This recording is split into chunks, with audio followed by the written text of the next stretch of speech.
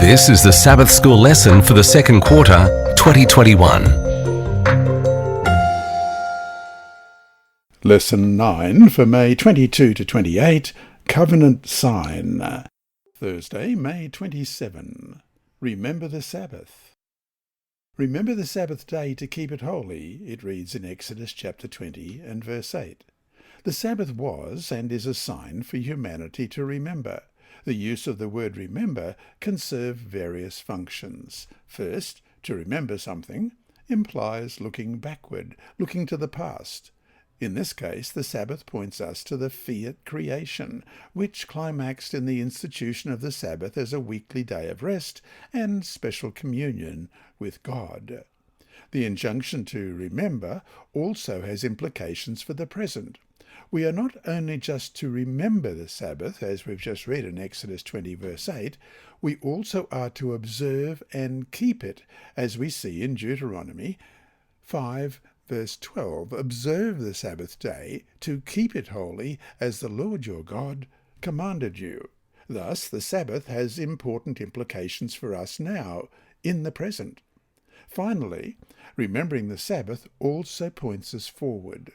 The person who remembers the keeping of the Sabbath has a promising, rich and meaningful future with the Lord of the Sabbath. He or she remains in the covenant relationship because he or she remains in the Lord. Again, when we understand the covenant to be a relationship between God and humankind, the Sabbath, which greatly can help strengthen that relationship, comes into specific prominence. Indeed, in remembering creation and its creator, God's people also remember God's gracious acts of salvation, as we read in Deuteronomy chapter 5 and verse 14, where the Sabbath is seen in this context as a sign of deliverance from Egypt, a symbol of the ultimate salvation found in God. Deuteronomy 5:14. But the seventh day is the Sabbath of the Lord your God. In it you shall do no work, you nor your son, nor your daughter, nor your male servant, nor your female servant, nor your ox, nor your donkey, nor any of your cattle, nor your stranger who is within your gates, that your male servant and your female servant may rest as well as you. Creation and recreation belong together.